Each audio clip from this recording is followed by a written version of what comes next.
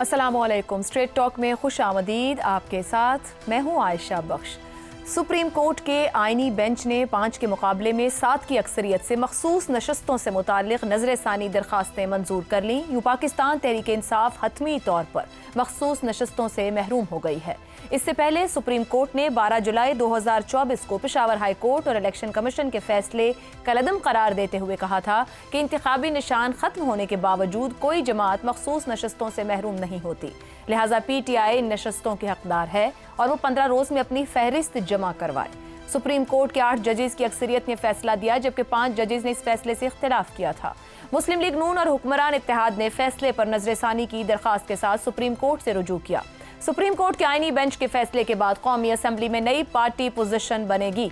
336 रुकनी ऐवान में हुक्मरान इत्तेहाद के पास इस वक्त 214 नशस्तें हैं, जिनमें नून लीग को 110, पीपल्स पार्टी 70, MQM 22, मुस्लिम लीग काफ 5, इस्तेहकाम पाकिस्तान पार्टी 4, मुस्लिम लीग ज़िया 1, बलोचिस्तान अवामी पार्टी 1 और नेशनल पार्टी 1 नशस्त पर मुश्तमिल है। ये मजमूई तादाद 214 बनती है। सुप्रीम कोर्ट के फैसले के नतीजे में कौमी असम्बली में 22 मखसूस नशस्तें हुक्मरान इत्तेहाद को मिलेंगी। इन 22 नशस्तों के इजाफे से हुकूमती इत्तेहाद की मजमूई तादाद 236 हो जाएगी, जबकि 2/3 अक्सरियत के लिए 224 नशस्तें दरकार होती हैं। पाकिस्तान मुस्लिम लीग नून को 15 इजाफी नशस्तें, पीपल्स पार्टी को 4 और JUI को 3 नशस्तें मिलेंगी। अपोजिशन में सुन्नी इत्तेहाद काउंसिल के पास 80, आज़ाद अरकान 8, बलोचिस्तान नेशनल पार्टी 1, वहदतुल मुस्लिमीन 1 और पख्तूनख्वा मिली अवामी पार्टी 1 नशस्त पर है। ये मजमूई तौर पर 91 नशस्तें बनती हैं। यूं हुक्मरान इत्तेहाद के पास इंतहाई दिलचस्प हालात में 2/3 अक्सरियत आ रही है और यही 2/3 अक्सरियत सवालिया निशान है। इस वक्त 2/3 अक्सरियत का हुसूल हर हुकूमत का ख्वाब होता है। पाकिस्तान में जब भी हुकूमतों के पास 2/3 अक्सरियत आई तो उन हुकूमतों ने आईनी तरामीम करवा के अपने इख्तिदार को मजीद मजबूत बनाने की कोशिश की। जुल्फ़िकार अली भुट्टो की हुकूमत और नवाज शरीफ का दूसरा दौरे हुकूमत इसकी वाज़े मिसालें हैं। अब नून लीग की इत्तेहादी हुकूमत को ऐसे निज़ाम के तहत ये 2/3 अक्सरियत मिल रही है जिस निज़ाम को खुद उसके वज़रा भी हाइब्रिड निज़ाम तस्लीम करते हैं। ऐसे में जहां इस फैसले के कानूनी और आईनी जवाज पर बहस चल रही है, वहां ये सवाल भी उभर रहा है कि मौजूदा निज़ाम में इस 2/3 अक्सरियत का इस्तेमाल कैसे किया जाएगा। 2/3 अक्सरियत न होने के बावजूद 26वीं तरमीम मंजूर करवाने वाला इत्तेहाद इस निज़ाम को मजीद मजबूत बनाने के लिए क्या आईनी ऑप्शन इस्तेमाल करेगा।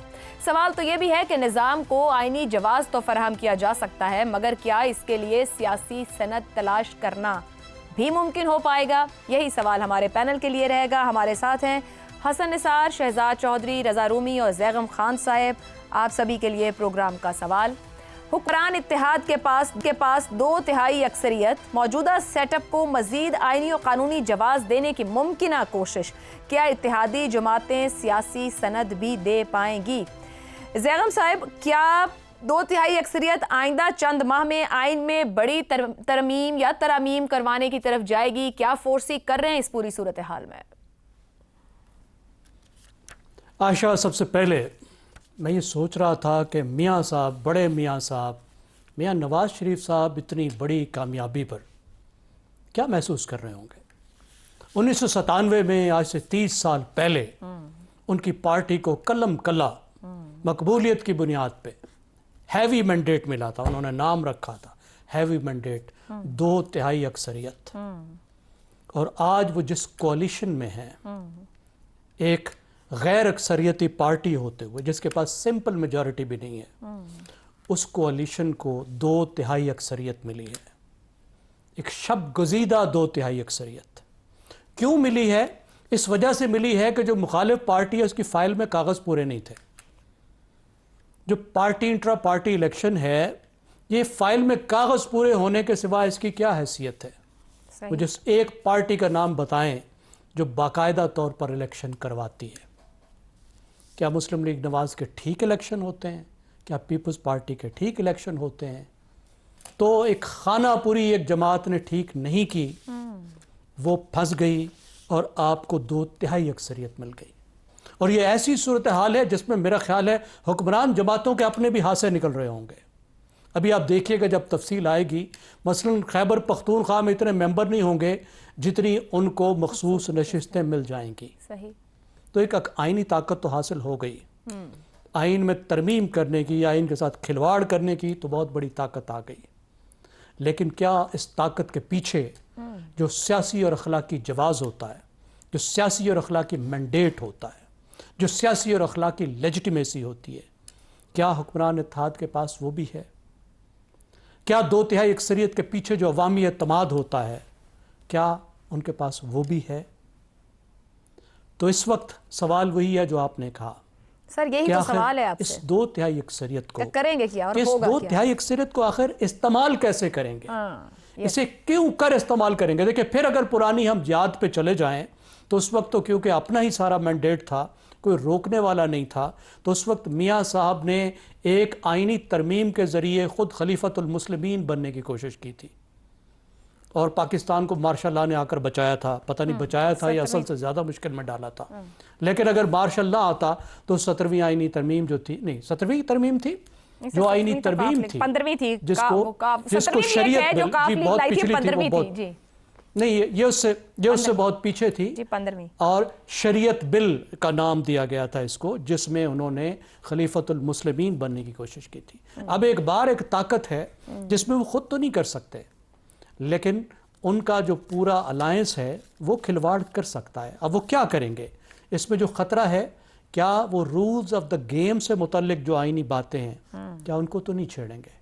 مثلاً الیکشن سے متعلق باتیں، مثلاً جوڈیشری سے متعلق باتیں، مثلاً آئینی عہدیداروں کی اپائنٹمنٹ سے متعلق باتیں، یہ وہ چیز ہیں جن کے لیے ایک اتفاق رائے ہونا بہت اہم ہے، کیونکہ ہمارا پرانا مسئلہ یہ رہا ہے کہ رولز آف دا گیم پہ اتفاق نہیں ہے، اور جو تھوڑے بہت لکھے ہوئے رولز ہیں اگر وہ بھی بکھر گئے تو بحران اور زیادہ بڑا ہو جائے گا۔ پھر 2/3 اکثریت نہ ہونے کی صورت میں پارلیمانی نظام میں جو پارلیمنٹ کے اندر ایک چیکس اینڈ بیلنسز کا سسٹم ہوتا ہے، وہ اب ختم ہو جائے گا۔ یعنی کوئی جماعت ایسی نہیں ہوگی جو کہے کہ نہیں میں نہیں مانتی اپوزیشن کی کوئی جماعت، تو اس کی وجہ سے آئین میں کوئی ترمیم نہ ہو سکے۔ مگر کیا کولیشن میں یہ جان بھی ہے، اعظم صاحب قطع کلامی کی معذرت، کیا کولیشن میں بھی یہ جان ہے کہ وہ اختلاف کر پائے؟ کیونکہ جب اتفاق رائے ہونا ہو، وہ چاہیے وہ ہو جاتا ہے۔ ہم نے تو نہیں دیکھا کہ ان میں اتنی ہمت ہو کہ اختلاف کر سکیں۔ پیچھے جو انہوں نے ترمیم کی، کیا ان میں ایسی ہمت تھی؟ اس وقت جو تھوڑی بہت تبدیلی اس پرپوز ڈرافٹ میں آئی، وہ بھی مولانا فضل الرحمان کی طرف سے آئی۔ ٹھیک ہو گیا۔ پیپلز پارٹی میں بھی اتنی جان نہیں تھی کہ بات کر سکے کہ نہیں یہ اس طریقے سے ترمیم نہیں ہونی چاہیے۔ پیپلز پارٹی نے تو منایا تھا مولانا فرما برداری سے، جی پیپلز پارٹی نے مولانا صاحب کو منایا تھا، لیکن کیونکہ اس وقت مولانا کے پاس کچھ نہ کچھ چیک اینڈ بیلنس کی اتھارٹی تھی، تو انہوں نے بھی مجبور کیا تھا کہ بہت سی باتیں ان کی مانی جائیں اور اس کو کچھ کمزور کیا جائے۔ اب تو وہ مولانا کی بات بھی نہیں رہے گی، تو اب کیا ہوگا؟ تو اب دیکھیے آگے کیا ہوتا ہے۔ حسن نثار صاحب، یہ جو حکمران اتحاد کو 2/3 اکثریت ملی ہے، آپ کے خیال میں یہ وقتی ہے یا کسی نئے سیاسی معاہدے کی پیش بندی ہے؟ پہلی بات تو یہ ہے کہ آپ اپنے ادارے سے بات کریں کہ جب کوئی بندہ زیغم خان صاحب کی طرح آپ کے کسی سوال کا جواب دے تو وہ آپ کو ایک عدد بکرا پیش کیا کریں تاکہ آپ ان کا صدقہ دے سکیں اور ان کو نظر نہ لگے۔ Thank you very much. بہت مہربانی سر، بہت مہربانی سر، ساری بات مکمل کر دی ہے۔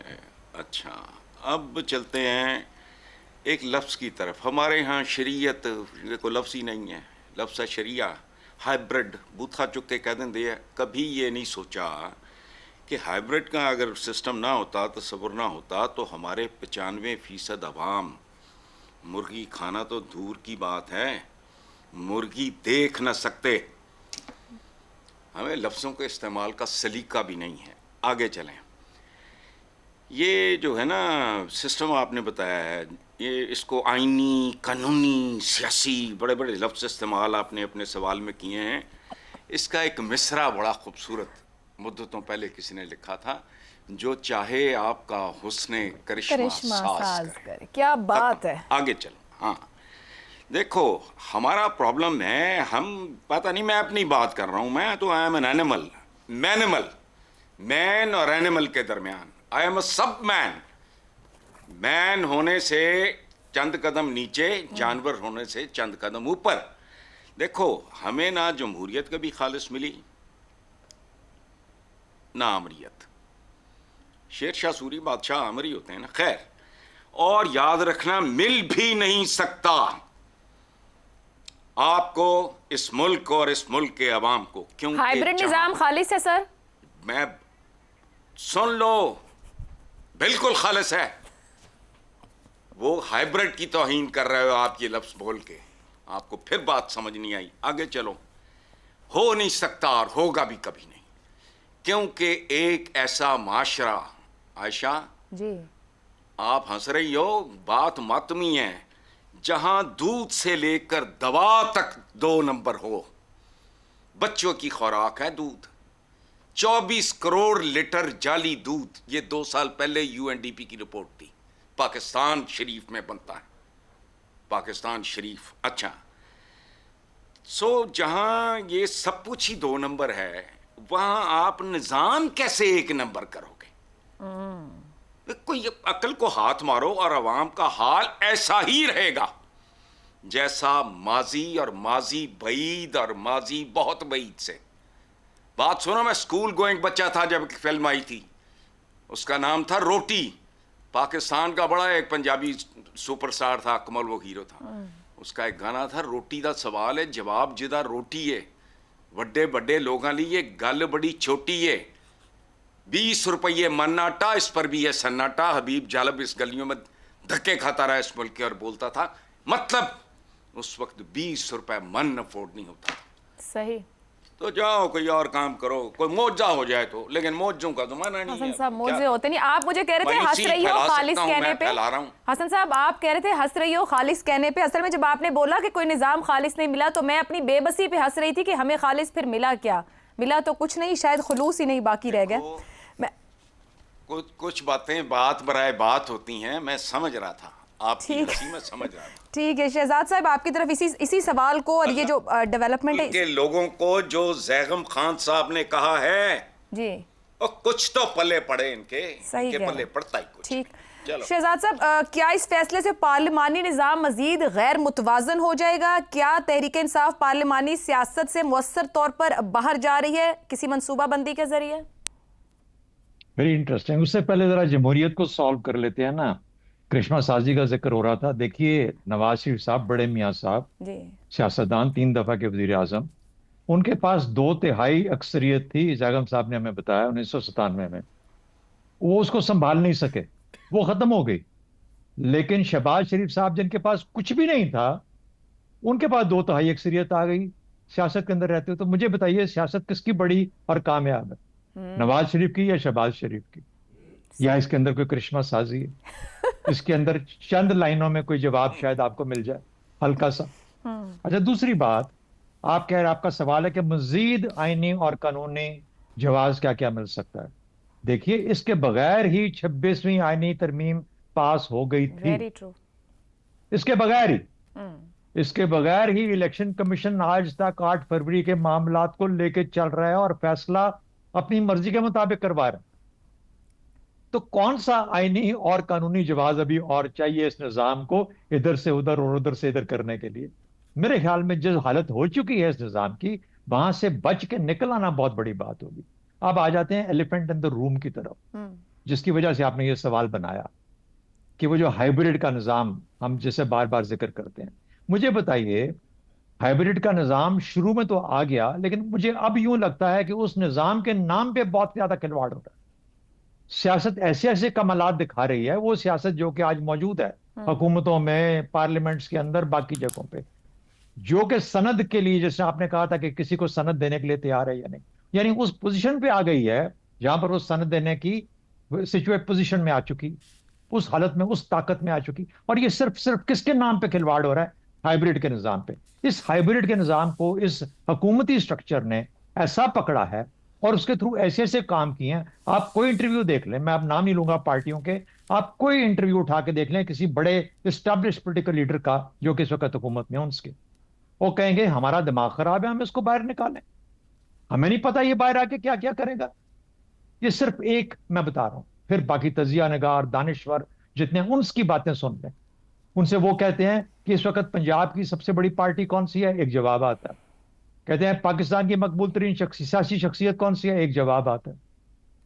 ہائیبرڈ کے نام پہ آج تک عدالتی اور باقی جو 26ویں ترمیم اور اس کے بعد سے نکلنے والی جو شاخیں ہیں, انہوں نے اس حد تک اس نظام کو مفلوج کر کے رکھ دیا ہے کہ مجھے اب یہ شک پڑ رہا ہے کہ جن کے نام پہ یہ ہائیبرڈ کا نام چل رہا ہے, اب خدا نخواستہ اللہ نے ان کو اتنی عزت دی ہے کہ اس عزت کے بعد لوگ اس کو کسی اور طریقے سے استعمال کرنا شروع ہو جائیں گے, اور اسی اچھے ناموں کے اوپر خدا نخواستہ کوئی برا کوئی عمل کوئی دھبا نہ پڑ جائے. صحیح.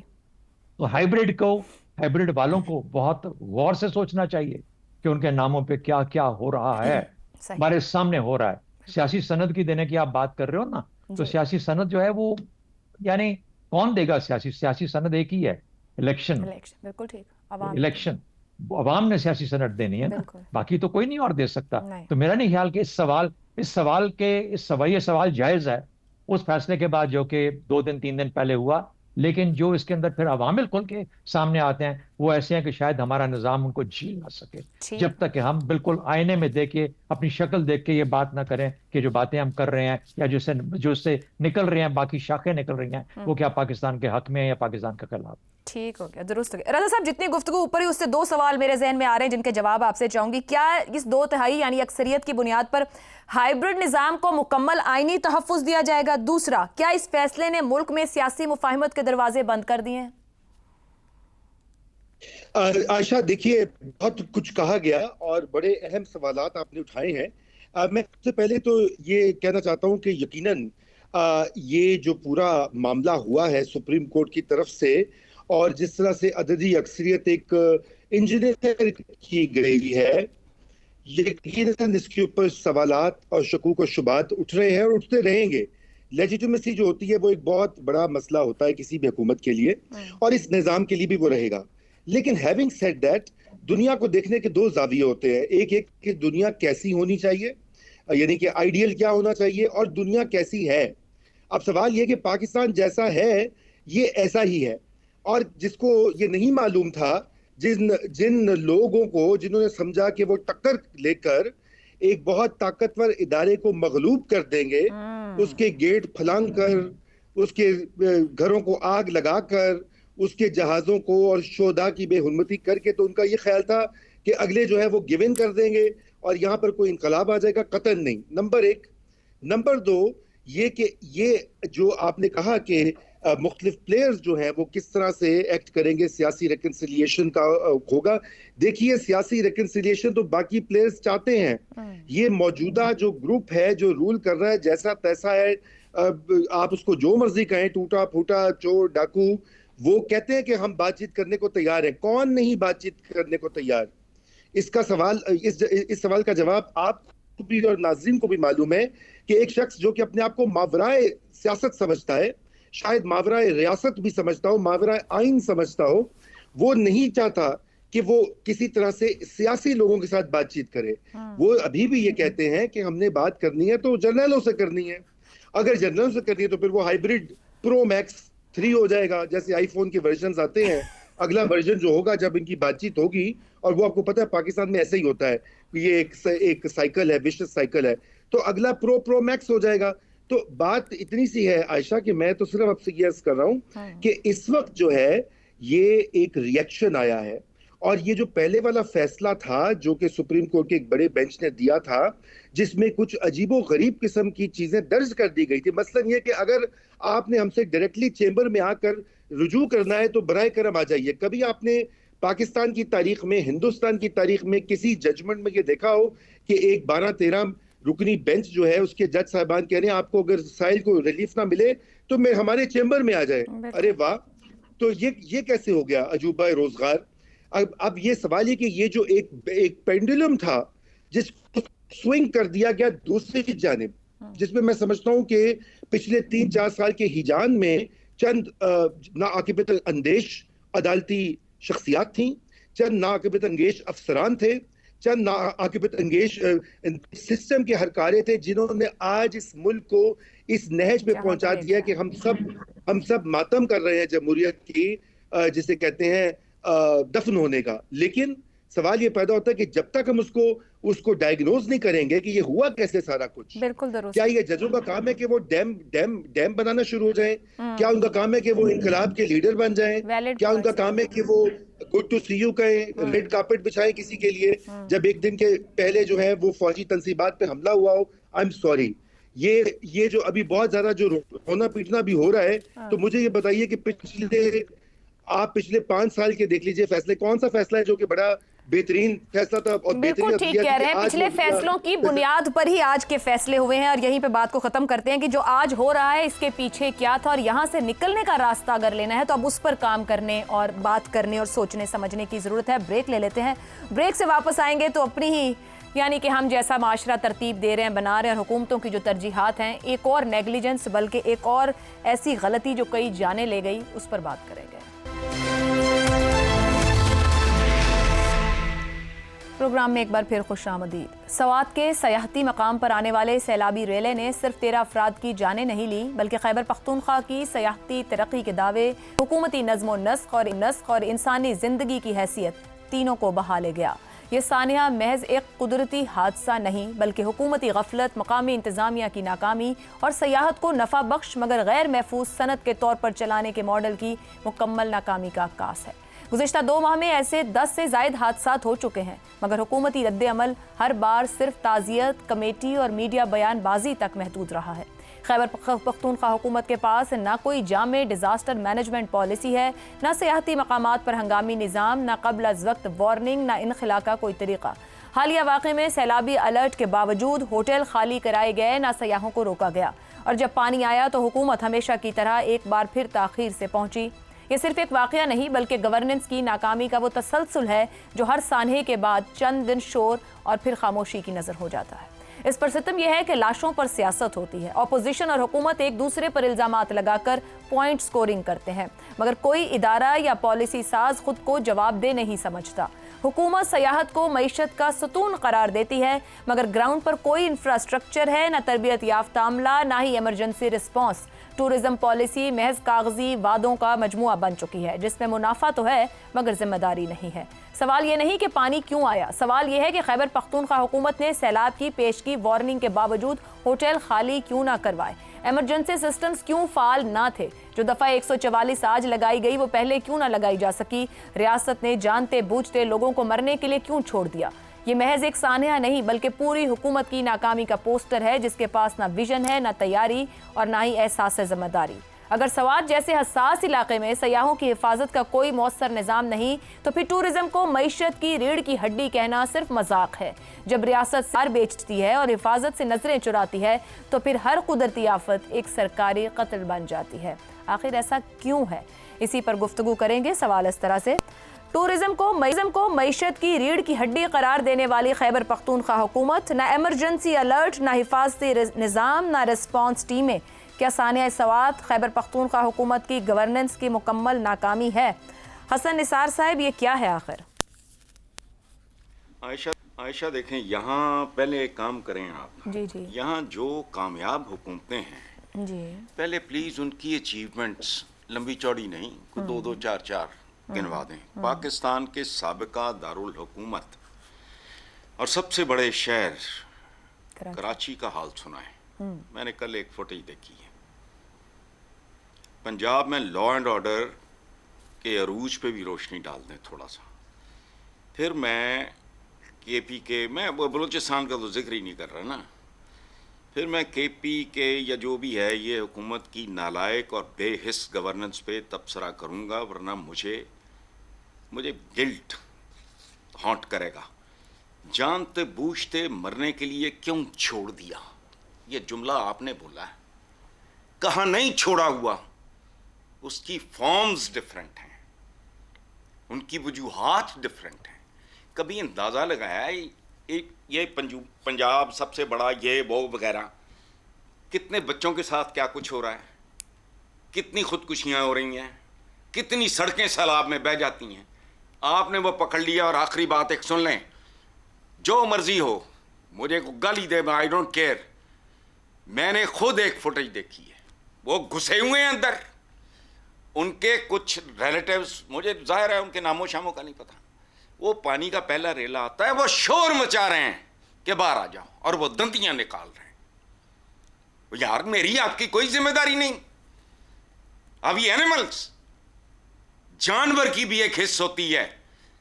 कुत्ते नूं कहंदे आ, पंजाबी च कहंदे आ कि जिस चौक चौराहे च उन्होंने एक दफा पत्थर वज जाए, टेम कहंदे हैं, वो दोबारा वहां से गुजरता नहीं है, और गुजरे तो बहुत चौकन्ना होकर गुजरता है। दुरुस्त हो गया। मुझे आप यकीन करो, मैं इतनी अजियत से गुजरा हूं, वो देखो बता रहे हैं, चीख रहे हैं। हसन निसार साहब, आप किरे नहीं लड़ रहे गुजरे, वो फुटेज जिसने देखी है सब अजियत से गुजरे हैं कि लम्हा लम्हा एक एक बंदा पानी की नजर हो रहा था। सर सबकी जिम्मेदारी है, सब हुकूमतें नाकाम होंगी, सभी फेलियर्स होंगी, मैं किसी की साइड नहीं ले रही हूँ। बहुत कुछ होगा, बच्चों की जानें जा रही हैं, खवातीन के इशू, सुसाइड इशू, सबकी जिम्मेदारी। सारी इस खैबर पख्तूनख्वा हुकूमत ने टूरिज्म को बेचा है अवाम को। यही सानिया कोहिस्तान हुआ था, 5 बंदे खड़े थे, कोई रेस्क्यू नहीं कर सका था, जान से गए। उसी तरह का एक और सानिया वीडियो की सूरत में सामने आ रहा है, वहां से मुसलसल कॉल आउट हो रहा है। सर जब आप टूरिज्म कह के बेचते हैं तो लोग उस टूरिज्म को देखने जाते हैं, मगर हमें तीसरा दौरे हुकूमत है वहां पीटीआई का, मगर हमें तो टूरिज्म की टी नहीं मिल रही है, उर्दू में टे नहीं मिल रहा। सब गलत होंगे, मगर सर किसी की गलती को जस्टिफाई तो नहीं किया जा सकता है कि दूसरा गलत है तो ये भी गलत। सुन लें, बिल्कुल नहीं, अपनी गलती। मैं पागल हूं उठ के चला जाऊं? मुझे हालात का ही नहीं पता। यहां कुछ अर्सा पहले जल्लो पार्क लाहौर में जो हुआ, ओ भाई बात सुने, बस करो, ये मुल्क इस चीज के लिए नहीं है। शहजाद साहब का आज तक मैं मशकूर हूं, शहजाद चौधरी साहब की बात कर रहा हूं। आपके प्रोग्राम में इन्होंने कहा कि जब तक बच्चे खैरियत से घर नहीं आ जाते सुकून नहीं मिलता। शहजाद साहब सामने बैठे हैं, अल्लाह ने सेहत जिंदगी दे। मेरे टनों के हिसाब से बोझ उतर गया सर से कि मैं अकेला पागल नहीं हूं। सही, ये शहजाद साहब ने कहा था आपके प्रोग्राम में। कैपिटल की बात हो रही है। ठीक, मैं शहजाद साहब आपकी तरफ ही आती हूँ। सर कहीं भी ना जिम्मेदारी फिक्स की जाए, हर शख्स जो सड़क पर आ रहा है वो खुद अपने लिए जिम्मेदार है, या कहीं कुछ हो जाए तो फिर हम सबको कहें कि सब जगह ही गलत हो रहा है, तो अब फिर होते ही रहने दें सब गलत। बदकिस्मती से होता जा रहा है और हो रहा है। आपको पता है कि ये 2 दिन पहले की बात है, 3 दिन पहले की, 2 दिन गालिबन जी। आज भी वही कुछ हो रहा है जो कि उस दिन हो रहा था। जहां मना कर दिया गया लोगों को कि आप पानी के करीब मत जाएं, दरियाओं में मत जाएं, जोड़ों में मत जाएं, सैलाब आ रहा है, फ्लैश फ्लड्स हैं। हमारे लोगों को पता ही नहीं फ्लैश फ्लड चीज क्या होती है। सेफ्टी कल्चर हमारी कौम का हिस्सा ही नहीं। हम सब मुल्कों से बाहर जाते हैं, जाके बीचेस पे भी जाके कभी मौका मिलता है। आप कभी देखा करें जिस बाहर के किसी मुल्क, किसी भी मुल्क, वर्थ इट्स, जिसे कहते हैं ना सॉल्ट, थोड़ा सा अपने वो मट्टी के भी काबिल होगा तो उसको अंदाजा होगा कि मैंने यहाँ पे 2 लाइफ बॉयज रखने हैं, मैंने 1 आध वाटर स्की रखनी है, मैंने यहाँ पे किसी को बचाना है, कोई डूबने लगा तो मैं यूं करूंगा, मैं घंटी है या कोई सायरन है।